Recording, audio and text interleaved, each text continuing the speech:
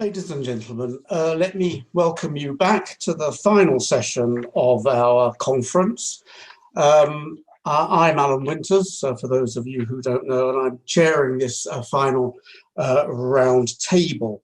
At the end of this session, we'll go straight into wrapping up comments, and at least for me, I have something significant to say at the end of that. So we're talking about coherence post-Brexit. Brexit has been hugely divisive in the United Kingdom, politically, socially, economically, geographically, and frankly, getting Brexit done has not shown signs of curing it yet. Trade policy is also potentially quite divisive. And now we have a whole trade policy. Some of the issues that it raises are going to come right to the fore.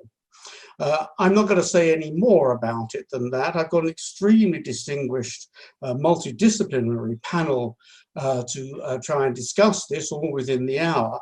And I'm just going to introduce them very briefly in the order in which I shall ask them to speak. Let me reiterate that if you would like to join in, please post questions or make comments on the question and answer facility, which I shall be monitoring, and feedback to the appropriate speaker or speakers. So the four speakers we've got are first Anand Menon, who is a Professor of European Politics and Foreign Affairs at King's College London, and as I think most people know, Director of the UK in a Changing Europe.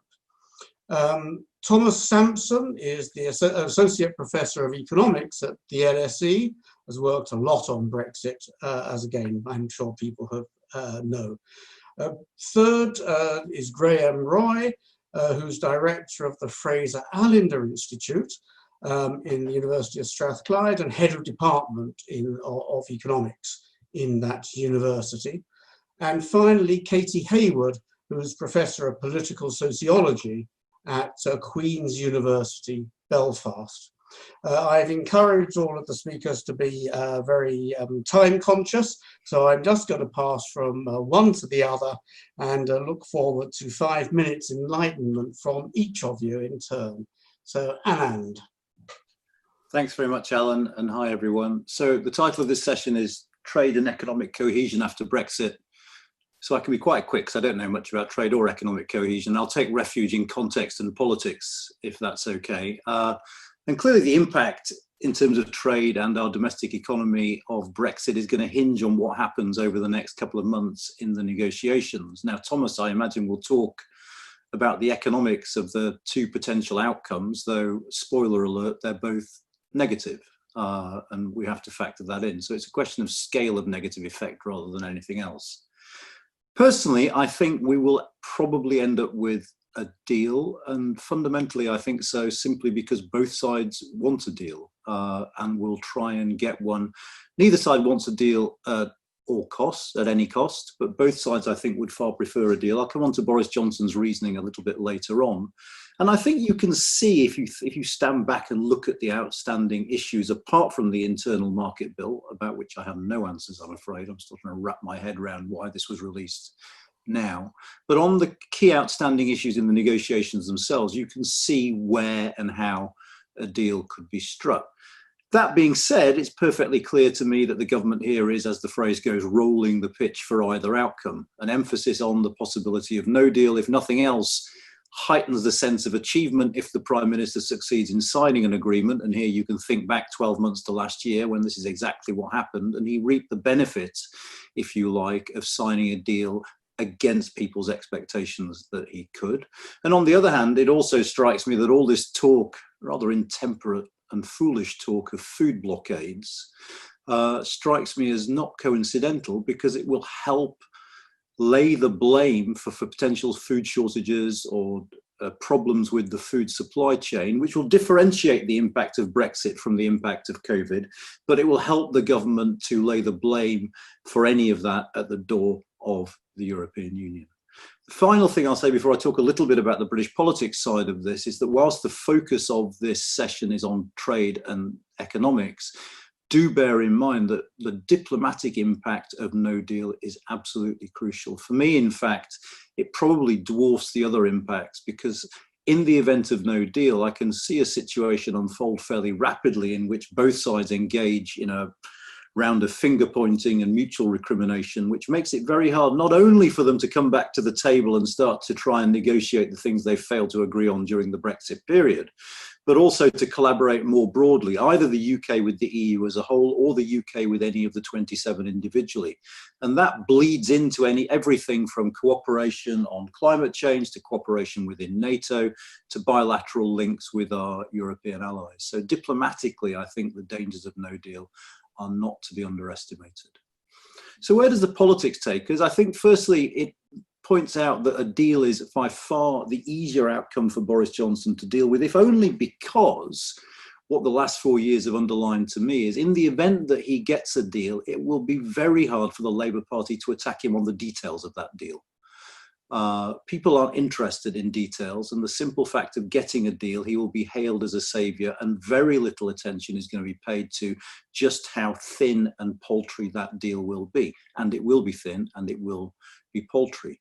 And when it comes to the economics of all of this, the key thing here is how the economic impact appears to the electorate, not what the aggregate economic impact is in actual fact. And my suspicion is, as time passes, it will become harder to pinpoint the precise impact of Brexit, and hard to draw out a compelling political narrative that Brexit is behind the things that are happening to our economy. And without that clear causal connection, without that clear narrative, the politics of a thin deal are survivable. No deal is more problematic, though I imagine that a straight policy choice of blaming the European Union will be what the government chooses to adopt, though the Prime Minister will be vulnerable given the rhetoric about an oven-ready deal in a way that he would not be even with a thin deal.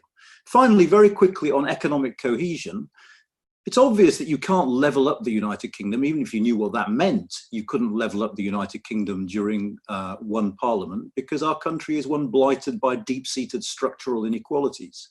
But that, I think, looks at it the wrong way, because from work we've done, focus groups we've done around the country, the emphasis that people have is on local issues that range from parks to litter on the streets. And part of the frustration that lay behind last December's election was a frustration about a perceived lack of political interest. And I think if this government can show that it is interested in these places, it might just manage to hold on to some of those red wall voters that it won in December 2019. And that's as close as I'm going to come to a prediction, not least because I've run out of time. Thank you very much, Anand. I'm going to turn to Thomas now. Economics, I presume. Yes, indeed. Thank you, Alan. So what I wanted to do with my 5 minutes is to sketch out two alternative paths for how the economic impacts of Brexit might be realised, and to reflect a little bit on what those two alternative paths might mean for kind of social cohesion in the UK. As Anand alluded to, there is a very broad consensus that Brexit is likely to be economically costly for the UK in the long run. But kind of much less work has been done, and it's kind of harder to model how those costs might be realized over time, and kind of how we get from where we are today to the long run equilibrium. So I want to kind of consider two alternative paths. The first path, and this is kind of the relatively optimistic case, is that the adjustment to Brexit is kind of gradual, and any costs that are incurred are fairly broad-based. One point that is often made about the political economy of trade policy is that there is a difficulty in arguing for trade liberalisation, which is that the gains from trade liberalisation tend to be quite sort of diffuse gains that consumers realise in terms of lower prices. Now, if we flip that round, what we're talking about with Brexit is not trade liberalisation, but imposing some new barriers to our trade with the EU. But if the effects of that in terms of the costs are diffuse, in that they're sort of spread across consumers facing higher prices, that might mean kind of we're in this case where it's not particular groups that are losing out, but there's more just a sort of general sense of everyone getting a little bit poorer. And this is really what we've already seen since the referendum, the effect of uncertainty on investment and the implications of the depreciation of sterling on prices has meant that, the UK is worse off economically now because of Brexit than it was prior to the referendum.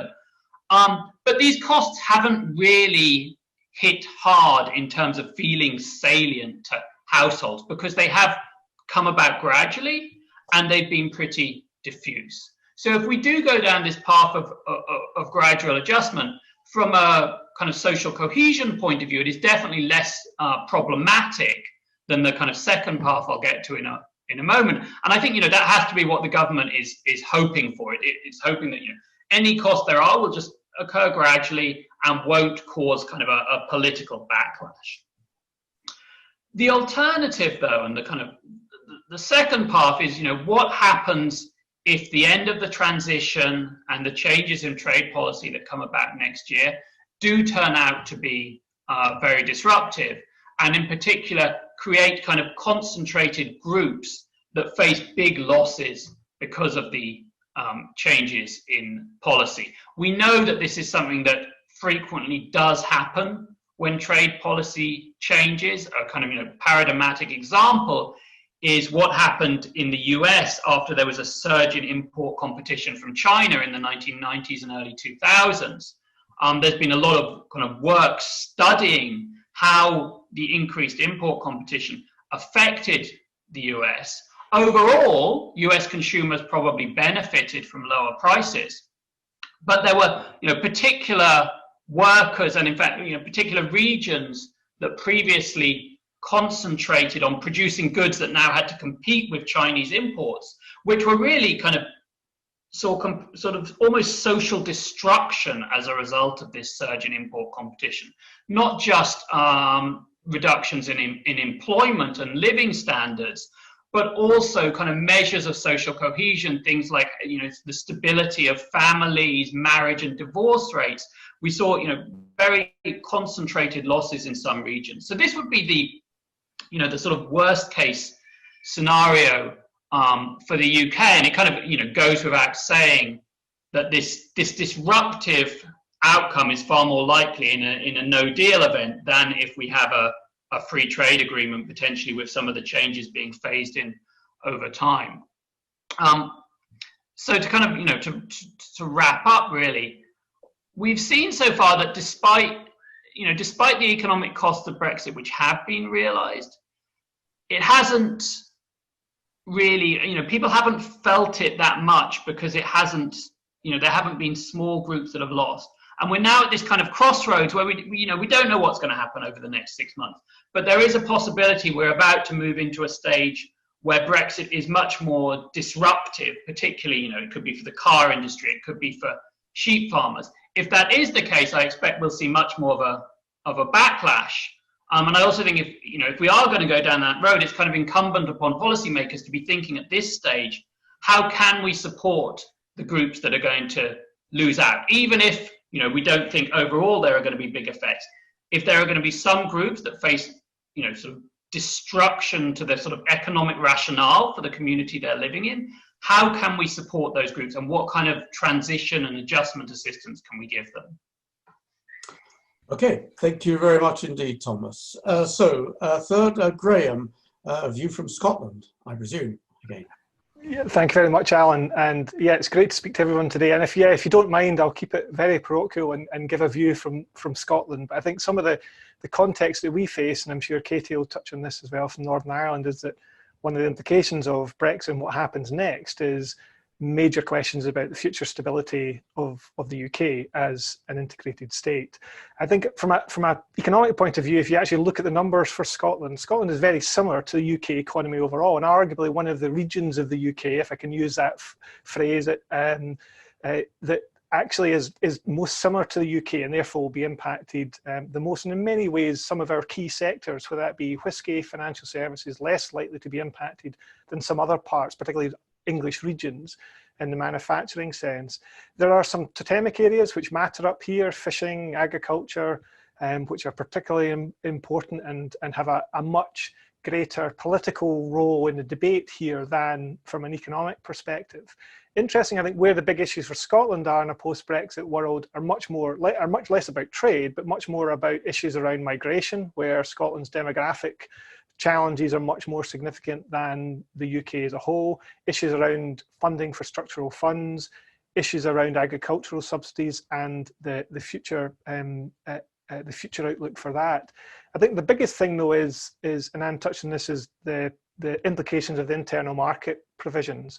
And that has a whole host of different implications, both from an economic perspective, but crucially from a political perspective. And crucially, the two key elements, the ability of the UK government to spend monies in devolved policy areas, and also the mutual recognition of standards and the potential implications for that to have an impact upon devolved policies, are truly, major fundamental changes to the interpretation of the devolution settlement as we would normally know it. Now, in many ways, the internal market bill is largely just restating a well-known fact, which is that the UK is a unitary state, and essentially that the Westminster has overall authority for setting policy, and the devolved nations are essentially lent that authority to implement it in devolved areas. But the spirit of the way that devolution works, particularly in a Scottish context, is very much been that devolution is something which is that the devolved powers are something for the Scottish government, and that division of power between Scottish government, Scottish Parliament powers and Westminster powers is well respected, and it's been respected for the 2 decades that the Scottish Parliament has been established. And the opportunity for Westminster policies and Westminster decisions to override devolved policies and to interfere, in a sense, with devolved decision making is a major change and a major overall change to the status, I think, in which many people in Scotland would see the devolution settlement. And one thing, there might be lots of splits and divisions of opinion in Scotland, but support for the Scottish Parliament is something where I think there is near universal agreement that is something which is a good thing. And it's not hard to imagine a future scenario whereby a future UK trade deal that leads to a certain regulation of standards in England feeds through into undercutting devolved policies, and the political consequences and ramifications for that I think would be hugely significant. And of course, the backdrop to all of this, which then this all starts to open up, is the prospects for second independence referendum in Scotland. And we have an election next year where the SNP will stand on a ticket to hold a second independence referendum. Most opinion polls put them on the prospect of winning majority on the basis of that ticket. Interestingly, polls show a slight majority in favour of independence in Scotland. And interestingly, if you look at what John Curtis is doing in terms of unpicking that shift and the driver of that rise in support, one of the big drivers of that is the increasing support for independence amongst Remainers. So Remainers were more likely to vote to remain in the UK back in 2014 than people who were wanting to leave the EU, largely because it was seen as being a way of retaining EU membership and the potential risks if Scotland was to become independent of leaving the EU. And so retaining the status quo was very much seen as being the way of remaining part of the European Union. But actually, post-Brexit, that's now led to a significant increase in support for independence from people who would notionally be seen as being Remainers. And of course, that then opens up into much wider questions, which I think are challenging for the UK government, around competence, around handling of Brexit, and the reflections. A strong argument has been for years in Scotland about self-determination and voting for the government that you want, and that again has been one of the big challenges, I think, from Brexit, both in terms of the decision, but then also the government that's been elected after that. Of course, though, if we're talking about trade issues, talking about Scottish independence throws up enormous issues about the future trade situation for an independent Scotland. So 60% of Scottish trade is to the UK compared to 20% of trade to the EU. It's exceptionally complicated, so much of it is internal business trade, so much of it is services. If we think unwinding Brexit's a challenge, then unwinding that trade within Scotland and the rest of the UK is going to be on a whole different level. So I think Brexit has thrown up so many issues around trade that we've spoken about. I think one of the major long-term implications that we're going to have to wrestle with is that it's going to actually leave an enormous legacy about the internal cohesion of the UK, which is going to have all manner of implications for the future stability of the economy, of society, and also the actual status of the UK. Okay, thank you very much, Graeme. Now finally, Katy from Northern Ireland. Thank you very much, Alan, and hello everybody. I really like the title of this panel and enabled me to try and think about the situation in which we find ourselves in a slightly different way. And I think the whole principle and idea of cohesion is interesting because, of course, Northern Ireland, and I am going to speak about Northern Ireland, is a unique place in which we don't have any real internal cohesion. That's why we had to have the Good Friday Belfast Agreement. And of course, that's also why we have the Ireland-Northern Ireland Protocol, and that Northern Ireland is put in that position of tension because on the one hand, we have the EU trying to maintain the cohesion of its internal market, despite Northern Ireland being now de facto part of it. And also then we have the tension for the UK of trying to keep Northern Ireland as an integral place in the United Kingdom internal market, however we define that. So unsurprisingly, Northern Ireland's at the pressure point between those two things. And to reflect on the UK internal market bill, it's worth taking a step back and thinking about the white paper, which really didn't deal with the protocol at all. It was only briefly mentioning the protocol. It said that it was gave all indications of the full intention to implement the protocol. And indeed, it said, the white paper said that Northern Ireland will continue to apply a subset of EU rules. So goods placed on the market in Northern Ireland will have to comply with those rules. So with serious consequences for market access, GB to NI.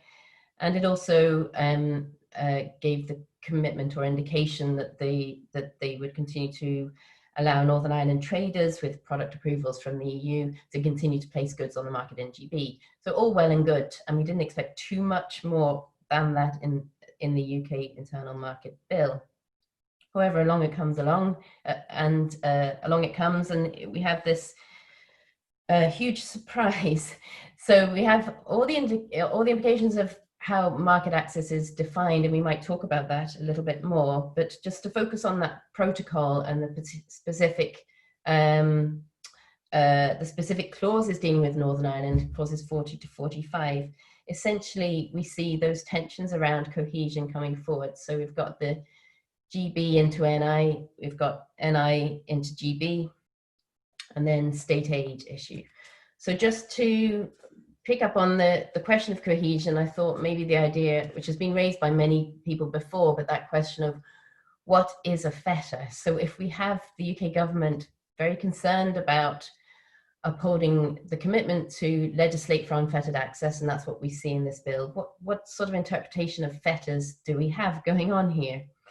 So for GB to NI, there's an interesting, the language in clause 40, which deals with that, is extremely broad. So people enacting, exercising functions relating to the protocol, including for the free flow of goods between GB and NI, have to do so with special regard to maintaining and strengthening the integrity of the UK internal market. You couldn't get much stronger than that, but what does that mean in real terms? Well, GB to NI is going to be full of fetters. We'll have declarations, safety and security declarations too. We'll have checks, as we know. So there's a lot of fetters, GB to NI. In that sense, it's a kind of moot point, and there's nothing in the bill to address that. The second direction is, of course, NI to GB directly. The claim to try and remove fetters is focused here very much on paperwork and on that particular issue of exit summary declarations, which has been a priority of the British governments to negotiate away, originally in the Joint Committee, and possibly this has something to do with Boris Johnson's assurances to businesses here that they can throw any request for paperwork into the bin. So this is very directly dealing with that, saying even that might be done away with, disapplied by the Secretary of State. But if we're looking at what businesses have been asking for here, vis-a-vis unfettered access, such as definition of qualifying status, assurances around labelling, etc., none of that has been dealt with. So the fetters are very much about what happens at the ports.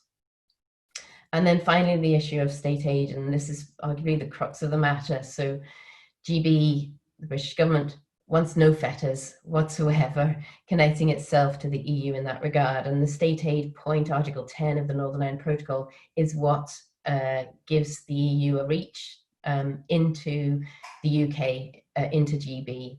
And that's perhaps why this is being brought into the UK Internal Market Bill as it has been.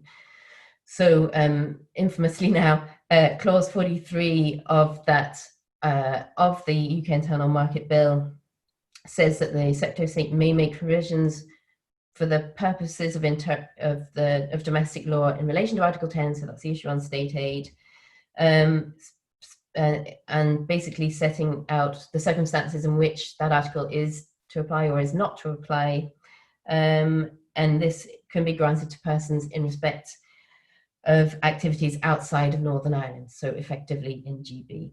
And as we know, this is to have effect notwithstanding inconsistency or incompatibility with international or other domestic law. Huge consequence for cohesion and certainty.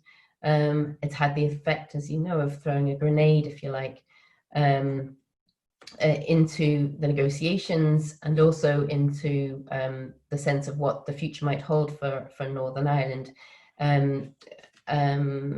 And so the question that we're all left with is that of why. So if you're looking at the evidence, it's not about the free flow of goods from GB to NI. It's not for Northern Ireland. Those fetters GB to NI are very significant, and a close UK relationship will deal with that. A deal will help very much. So it's not about that. And it seems too that it's not about the union either.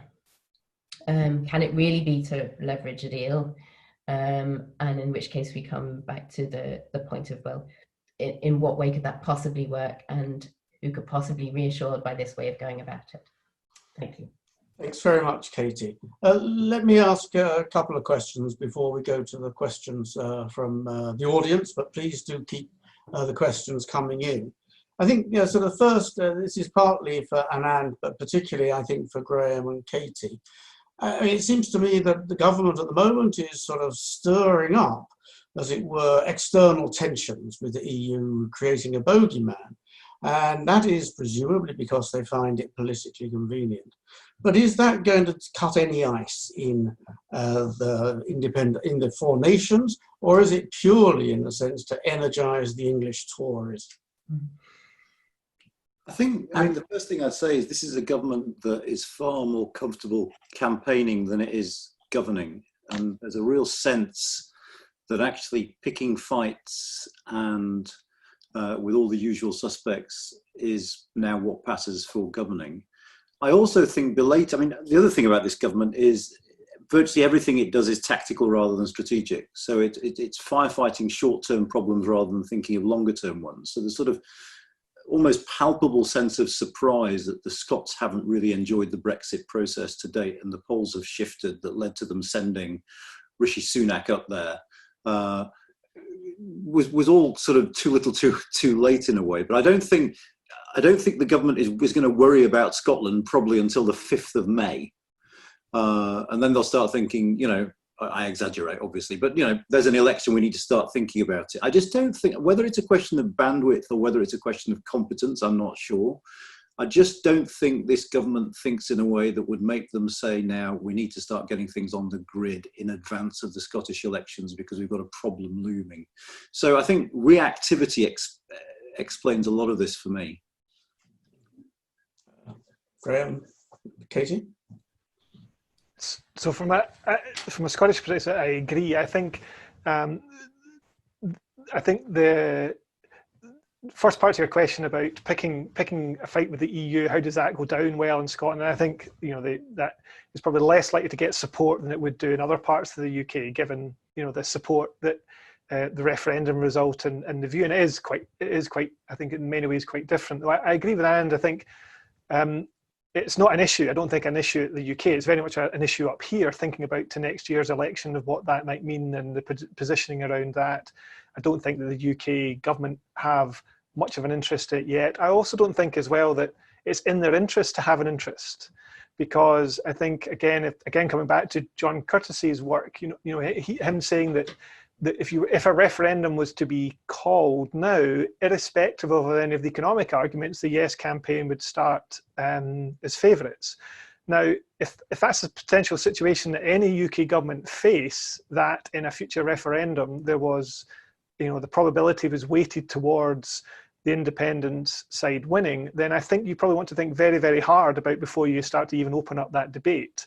And I don't think, as Anand said, that they've got the bandwidth yet to properly think through what their strategy would be around a future independence referendum in that context. And all the economic arguments you can come up with in the world about potential trade balances, fiscal black holes, currency and things like that, it's not entirely clear that would cut through some of the core debates about the self-determination and wider questions around the raw politics and all of this. So I think Anna's quite right. I think it probably will not be until next year before a lot of these questions start to become up on the agenda on the UK government's side.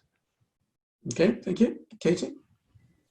Yeah, it's a really good question. And I think two things. So one is portraying the EU as a bogeyman goes down very well in many unionist circles here, and some famous unionists, including Ian Paisley, of course, have been superstars at painting the EU as a bogeyman. So that goes down well, particularly because they really don't like the protocol. And we were just in the last couple of weeks coming to a situation in which you had ministers from the DUP in the Northern Ireland Executive saying, we don't like the protocol, but we're accepting it, and we're going to have to, we're going to start implementing it here just to give certainty to business here. So it goes down well, and hence you have the DUP voting in support of the bill in the Commons. The other thing worth bearing in mind is if you're picking a fight with the EU and you really cared about stability here, it's extremely risky, because the UK and the EU have to make many joint decisions for the future of Northern Ireland. So it's not just about, the getting to the end of this transition period and agreeing about how to implement the protocol. The Joint Committee is responsible for many things that will deeply affect the future of Northern Ireland, including, of course, dynamic alignment to EU rules for Northern Ireland.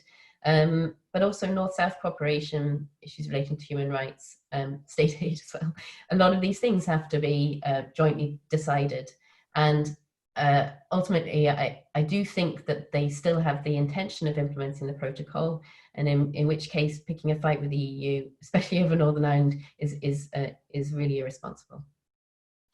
Okay, thank you. Let me also turn to you, Thomas, but maybe others have got views that, we think quite a lot of the sort of Brexit, pro-Brexit vote came from people who were left behind, who felt left out. Do you see any prospect that these people are going to benefit at all from Brexit? In other words, if the real problem has been sort of geographical division, is this sort of the current policy proposal any way to go about tackling that, or do we need something completely different? I don't see Brexit as a solution to the UK's geographical inequalities. I don't think it is necessarily going to exacerbate them. I think there have been a number of studies trying to work out which regions will be more hit, and there's kind of been mixed conclusions from different studies. So it's not totally obvious who's going to do better or worse in terms of different regions, but it is hard to make kind of an economic case that this is going to help with levelling up. And I think if that is the agenda the government wants to pursue, it's a different set of policies it needs to look to. Now, maybe you could shape trade policy to try and promote industries which are concentrated in poorer regions within the UK, but that's not going to be an automatic consequence of Brexit, which is likely, for almost all regions, just going to make it harder to trade with the UK. So it doesn't seem like a solution to that particular problem in any way. Mm-hmm. I mean, is there any view in Northern Ireland or Scotland that Brexit actually makes some issues, some economic issues, easier to deal with? Or is it just unambiguously bad? I mean, I think from an economic point of view, I don't think there's any real difference from a Scottish context relative compared to the UK as a whole. So we have just as much, cohesion issues within Scotland as I guess any region in the UK has, as the UK as a whole. So I don't think there's anything distinct from a Scottish perspective in that context. As I said, I think the interesting thing from different regions within the UK and including Scotland in that context is that a lot of the big issues from Brexit are not just about trade. It's about the wider implications that come on from that, whether that be about migration, whether that be about replacements for structural funds, whether that be about a whole host of different issues. So trade is not the only thing that will have a significant impact across different parts of the UK. Mm-hmm. Katy? Yeah, just very briefly, I think the simple answer is no. I don't see any areas in which people are seeing it as bringing benefits, except some people obviously would like closer all-island integration, seeing the fact that there won't be fetters there and goods at least as being a good thing. But more broadly, though, the uncertainty about Northern Ireland's participation in future free trade agreements that the UK will negotiate, and of course, unless it's negotiated now, as Northern Ireland businesses have been requesting, Northern Ireland will not be included in the EU's FTAs either, which also has all sorts of complicated implications when it comes to obviously supply chains and exports from here. So yeah, we have huge uncertainty, and I'm struggling to think of any people who are seeing any positives from it at the moment anyway. Okay, I'm asking because I'm asked that question often and I struggle. Anand? I mean, I agree with all of that, but here I think this is where the importance of the idea of sort of political interest and political attention comes in. There are a lot of those places voted leave for a whole host of reasons, some economic, some to do with the EU, some to do with a sort of frustration at a complete lack of political attention over 3-4 decades or more. And I actually think it's not likely, but it's not inconceivable that if you map the future of, let me take Wakefield, which is where I'm from, which is one of the red wall seats. If you map the economic future of Wakefield over the next 5 years, Wakefield could end up in a better place than it might have done had we had 10 years of Cameron and Osborne, which is the counterfactual. Because we are now talking about Wakefield.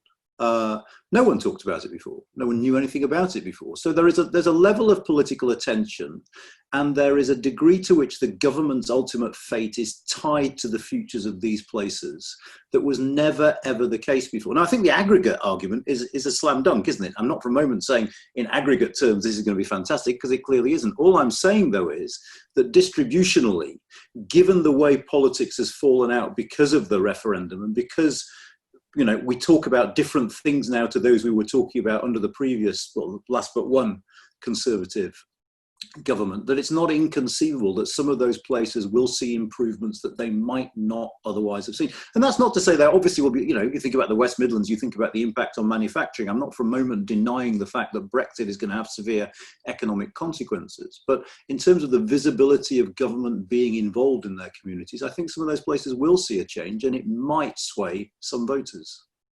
Okay, thank you. Since you're speaking, Anand, let me move to some of the questions that have been posed. And I've got a couple of questions from David Hennig and Michael Gazarek, which in a sense, are fairly similar, I think, and directed to Anand, but then to others perhaps. We are going to see a whole series of small changes. You've argued that because it's not concentrated, in a sense, people won't quite notice it. But sort of drag increasingly, professional, say increasingly passport queues, things like pet passports, the difficulty of professionals moving to work in Europe and so on. Mm-hmm. All of these things gradually sort of build up. And given that we have a government now that is being particularly attacked over its competence, I mean, it seems that's clearly where the Labour Party is wanting to take the narrative, don't you think those things sort of add up eventually to a significant change in the narrative? And actually one that's very difficult to address. I'm old enough to remember the Macmillan government, and then I had to assume, within 2 years before the election, we just concluded there was nothing this crowd could do. John Major was in pretty much the same position in the middle 90s, just nothing. And it's not a danger that this is where Johnson's going to find himself. Absolutely, there is that danger. I must say, Alan, I was just slightly relieved you haven't posed Tony Cox's question to me, which is how do we fix this? I'll leave that. I'm saving that for last. I'm glad you're leaving that for someone else. But no, absolutely, there is the danger. But I think what are the variables? The first is, of course, it might not be a post-COVID world. What the COVID world looks like then. How many of us are travelling? Whether there is, I mean, those sorts of things are going to have a sway on how much this impacts us and how quickly, what our travel patterns look like in future, whether there are airlines left. So, there's a slight uncertainty about the world, but it's very hard to predict in advance which crises have the impact of fatally undermining a government's reputation for competence. So you take two comparisons. You mentioned the Major government. Black Wednesday obviously had that impact, not least because it was supplemented by family values and cash for questions and a whole host of other things. Fast forward to 2000 when we had the refinery blockades. The day before the refinery blockades, Murray's polling showed Labour polling at around 49%. 3 days after the refinery blockades was the only day in that parliament when the Conservatives had a lead over Labour. But that lead evaporated and the incident had no long-term impact on the Labour government's reputation. Now, Brexit is obviously different to that. It's far closer to Black Wednesday than it is to the refinery blockades. But again, I suppose my argument was a corrective to those who automatically assume, because they think that Brexit is a bad idea, the impacts are going to be so clear-cut that people cannot help but think, oh my God, what have you done to us? And in a sense, I was offering a corrective because I don't think it's necessarily that clear-cut, and I don't think the conclusion is necessarily that obvious, though what David suggests obviously might come to pass. Anybody else want to join in? No. Okay, let me pose another question then, which is really directed to you, Thomas, and from Facundo Albornith. It's a technical question, I suppose. So here we are as economists. How are we going to sort out the effects of COVID from the effects of Brexit? I mean, yeah, it's a good question. I think there are kind of two parts to the answer. One is that from an aggregate perspective, if we look at what happens to the economy in the first half of next year, it may be very difficult to disentangle the two. And particularly if we have a second wave of COVID this autumn, it could be that we are bouncing back in the first quarter of 2021 and the economy is actually growing quite rapidly then.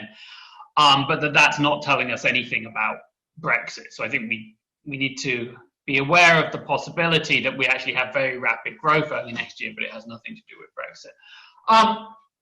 In terms of how we as researchers go about disentangling the two, well, I think we go back to our usual strategy of thinking how would they affect different players in the economy in different ways. I think the sectors that are exposed to COVID, which tend to be kind of social sectors, restaurants, travel, are very different from the sectors that are exposed to Brexit, which is potentially more like manufacturing, maybe financial services. So by looking kind of within the economy at how the different sectors and different firms respond, I think for researchers, disentangling the two is a fairly straightforward proposition using standard tools. What is going to be more challenging is going from that research work to kind of feed into the broader narrative about what effects Brexit has had. I think we've, despite our best efforts, done quite poorly so far at managing to kind of convey what economists are finding about Brexit into the kind of mainstream media and to becoming part of the narrative. And COVID is going to make that even more difficult, unfortunately. Mm-hmm. You think you can do this by looking primarily between sectors, or more by looking across countries? We've combined Brexit with arguably one of the, what should we say, weaker responses to COVID. So this idea it's all right, we'll clean COVID out because it's global, and what's left over is Brexit. It's got some stress. Yeah, I think we can add in another dimension as well, right, which is the time dimension. COVID is a relatively short-term shock. Probably in 2 or 3 years' time, it's not going to have, most of its effects will have dissipated, hopefully. By contrast, Brexit is likely to be a shock that builds over time. So there's, that dimension should also allow us to disentangle their impact. So I'm relatively bullish that we will be able to kind of separate the two from a research perspective. I'm less convinced that that will necessarily have an impact on how politicians think about the shocks. Yeah. Graeme, do you want to comment on that? No, I just to say I agree with that, and I guess it gets back to Anand's point about cautioning about thinking that everyone will see Brexit as a bad and see everything through that lens. I mean, again, I think an interesting perception or interesting reflection from up here is that the Scottish Government, the SNP, have been very, very good at being able to pin quite a lot of challenges that is faced by the Scottish economy on Westminster / Brexit, and they become very adept at that and very successful at that in being able to articulate that the reason for slower growth, the reason for X, Y, and Z is because of Brexit. So it'll be interesting to see whether that overall approach begins to gain momentum, and there's going to be a tremendous political war between who owns the outcomes we're going to see over the next few years as a country. So every success and every challenge will be seen through the lens of Brexit, and I'm sure all manner of things will be being claimed as a Brexit bonus, and all manner of things will be being claimed as a Brexit cost. And I think that's probably going to be one of the things that lasts for that. Because again, another local reflection from up here is that, again, what's quite striking is that 6 years on from our referendum on independence, everything is still seen through the lens of yes or no on independence, and it's still the dominant factor that is here. So I hope that once we leave and once we get a trade deal or don't get a trade deal and we start in 2021, that's going to be the debate over and we move forward. I think that this is always going to act as something sitting in the background, chipping away, that people are going to interpret all manner of things. Mm-hmm. Okay, thank you. I think, Facundo has just responded. He was thinking more about perceptions than sort of objectivity. I guess I was thinking it was our job to try and sort out, as it were, facts from myths and somehow guide perceptions. Let me move on to something rather different.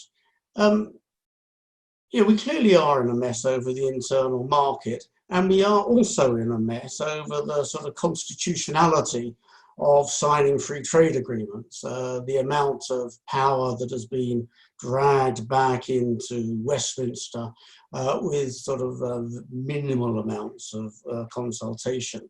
I guess I'd be interested in those of you, well, anyone, but those of you with a sort of politics background.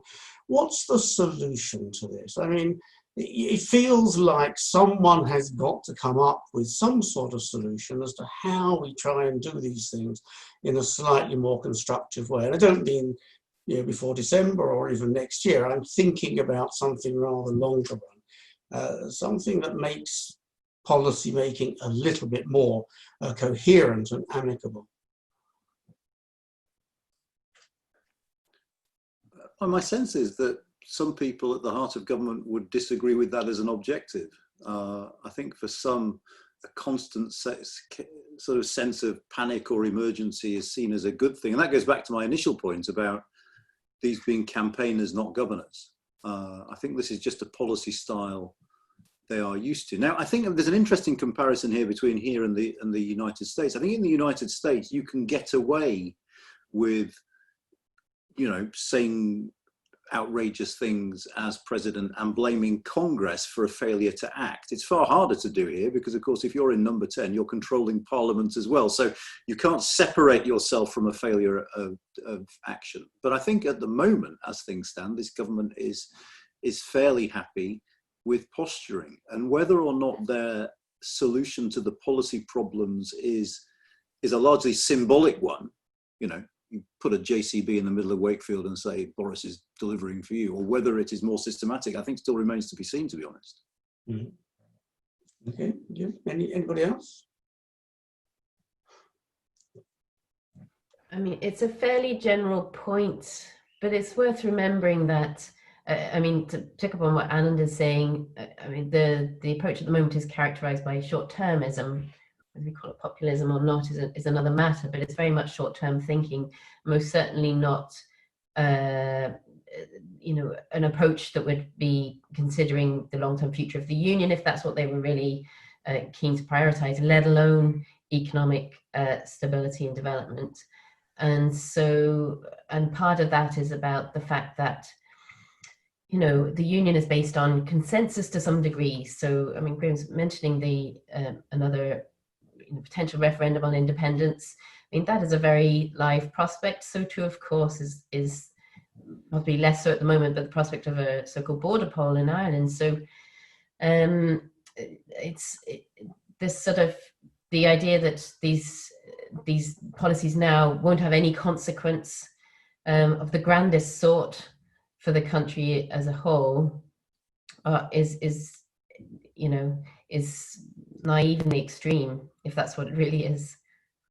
And I think a general point I would make as well is that the internal market discussion has really exposed actually a much bigger fundamental challenge with the structure of the political system in the UK, which is that you have a really odd asymmetric system of devolution, and even within that, structures that don't really work effectively on issues such as, you know, issues around trade, etc., to allow the devolved administrations to work with the UK government. So you've got this really odd situation where you've got English regions in this context, as I was mentioned, Wakefield, that were completely silent in this whole debate around internal market, very little representation and very little input into the process. And then you have three quite different devolved administrations all lobbying and being able to use division to their advantage. And there's no structure, there's no effective mechanism there to resolve differences, to think exactly through the question you say about how can you work through tricky issues in a coherent, sustained way. And I mean, part of that is a design of the system, but I think I also agree with Anand as well that there's also, you know, whose interests is it in to fix this? Because you could argue that it's probably not in the interests of the current UK government, who particularly act and behave in a certain way. But again, in a local perspective, is it really in the interests of the Scottish government to make this work? If you can continue to make it out that it's not working and Scotland is being ill-served by this, then if your ultimate objective is to secure victory in a second independence referendum, then why should you make it work? So I think there's a whole host of things which I think Brexit has really shone a light on, and one of these is the actual effective operation of the UK internal state. I was in sort of ivory tower mode asking the question, not in a sense, how could you make it happen, but actually, what could we make happen? And I did want to actually go on. Anand has mentioned Wakefield. But I mean, you know, would these things be a lot easier if, in fact, we had some means of devolving power to significant lumps to bits of the English state? Absolutely. I mean, and further beyond. I mean, one of the interesting things about the Internal Market Bill was what it said about the Shared Prosperity Fund, for instance. So this is a massively centralising government that believes in holding on to as many of the reins of power as possible simultaneously. But yeah, I think you know, experience like the experience in places like Preston or Wigan show that actually, if left to their own devices, localities understand the problems they face better than central government does. And with all due respect, shifting the House of Lords to York isn't going to solve that. So yes, I think, but the danger, always the danger in our system, where the sort of centralisation bug runs through the DNA of people in Westminster, is you have to devolve financial resources and real authority as well, because the danger with anything that smacks of devolution to the regions in this country is it's simply a blame shifting rather than a responsibility shifting exercise, and you need to shift responsibility for this to really work. Right. So that's a big agenda. We can all get stuck into that one when we've got Brexit sorted. I've got one other question in the Q&A, which I guess I direct, at least to start with, to Thomas. And that is sort of any views about the effect of Brexit on financial services. And in particular, you know, that is a distributional issue. It's a huge sector. It's a huge generator of incomes. So in a sense, what happens to financial services is almost of a sort of macro nature. I mean, it's obviously going to depend a lot on whether we get an equivalence decision from the EU, which would allow the UK to retain some of its access to the single market. In the event of a no deal scenario, where I think the equivalence decision is unilateral, but I think if there is a no deal, it would be surprising if there was an equivalence decision. By now, financial firms have made by now the preparations to move and are kind of waiting to decide how much of their business and how many of their staff they need to move out of London. So the industry itself is ready to deal with the shock, but unfortunately for the UK and for tax revenue, the way they're going to deal with it is to move a certain number of people out of London. I don't think we know with any degree of confidence how many people it will be at this stage. I mean, I think what I would expect, though, is kind of over time, what Brexit does is put the EU in a position where it can gradually try and pick off those bits of the finance industry that it thinks could better be done in the EU. And I think clearinghouses is a good example of this. It was announced yesterday that the EU is going to allow EU firms to continue to use London clearinghouses until mid-2022. But if at that stage it thinks the EU itself can provide that infrastructure, it won't hesitate to force that business to move back to the EU. So from a sovereignty perspective, this is definitely one area where decisions about what business can be done in London, a lot of those decisions are now going to be made in Brussels and are going to be totally outside of the UK government's control. Okay, thank you very much, Thomas. We've got 2 minutes left. So Tony Cox said, any suggestions about the way out of this mess? Let me make it nice and simple. Supposing you had a wish of one thing that Boris Johnson could do, say over the next month, what would that be? I'll count to 5 and then I'll come to somebody in a random order. So Graeme, why don't you start? What would be the first step? Doesn't have to be the best first step, just a useful first step.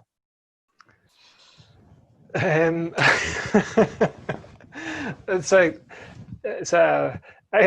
a great question. I see someone's had us put a suggestion into the Q&A, so I won't repeat that one. I mean, I think,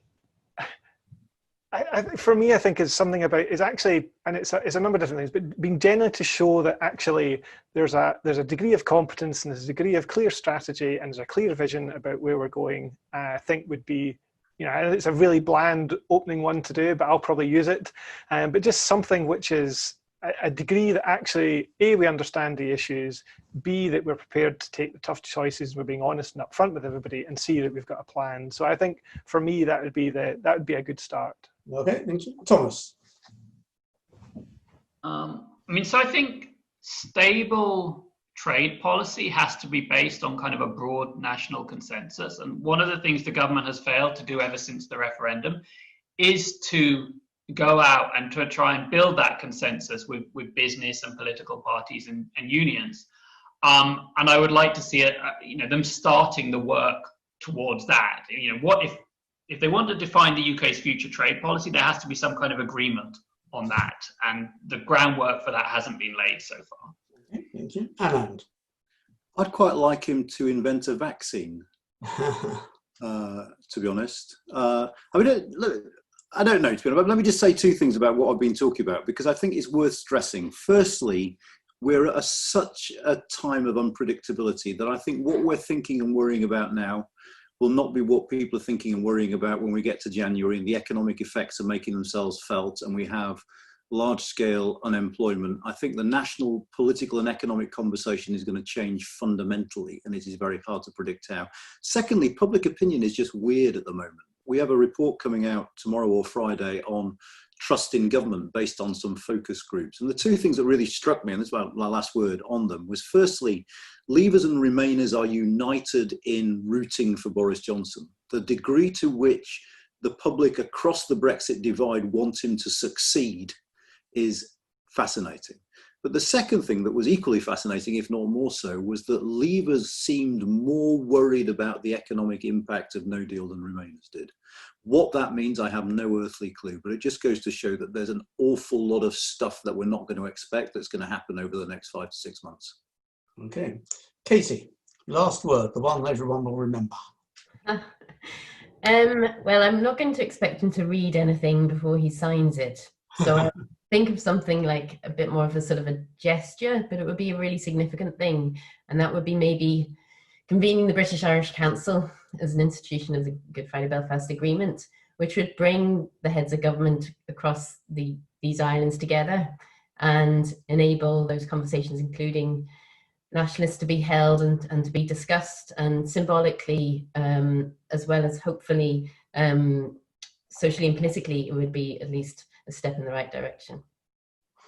Okay, thank you very much. Thank you to everyone. It's been a really stimulating panel. We should have had a whole afternoon rather than just an hour, but I think we've really aired some big questions, and it's been very, very interesting indeed.